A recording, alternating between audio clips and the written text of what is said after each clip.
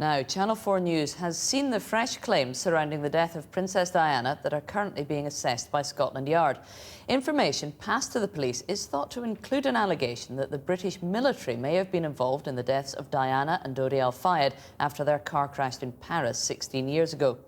The Metropolitan Police is looking into the information but says it is not reinvestigating the deaths, as Jane Deith reports.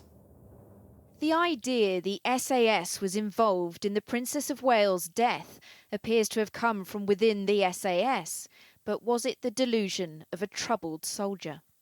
Princess Diana and Dodi Al Fayed had left the Ritz Hotel in Paris and were being chased by paparazzi when their car crashed.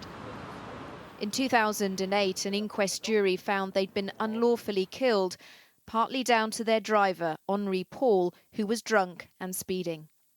Police investigations on both sides of the channel completely dismissed persistent conspiracy theories that the couple were murdered by the state, a theory supported at the time by Mr Al Fayed's father, Mohammed Al Fayed. Scotland Yard says this is not a new investigation, that Princess Diana and Dodi Al Fayed's deaths were thoroughly investigated at the inquest. It is, though, looking at whether the information is relevant and credible. The police won't say where it came from, but Channel 4 News has seen a letter which it's thought may be the source. It was written by the former mother-in-law of a then SAS soldier to his commanding officer. Last month, that soldier, known as Soldier N, gave evidence at the court-martial of Danny Nightingale for illegally possessing a gun and ammunition. Soldier N had already admitted the same offence. The letter, written 2 years ago, was released during the court-martial with names and details blanked out. But Soldier N's former mother-in-law expresses concerns about him based on things he's reported to have said to his ex-wife. He told her it was that who arranged Princess Diana's death, and that has been covered up. So what chance do my daughter and I stand against his threats?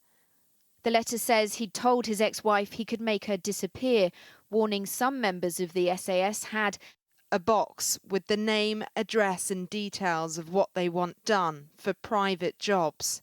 The letter also alleges the soldier had boasted about killing women and children and brought guns and bullets into the home. It begs special forces to step in, saying the soldier is not presenting with normal behaviour. This man's reign of terror has got to stop. We can't verify what the letter alleges about the now ex-soldier's behaviour, but if true, it raises questions about how the SAS monitors its personnel's mental health. This year, the SAS has been under an unwelcome spotlight with the trial of Sergeant Danny Nightingale and criticism of its training after a tragedy in the Brecon Beacons in which 3 men died. The MOD's refusing to say anything about Soldier N's reported comments about Princess Diana. It's 16 years since she died. The royal family is starting a new chapter, but still new claims come.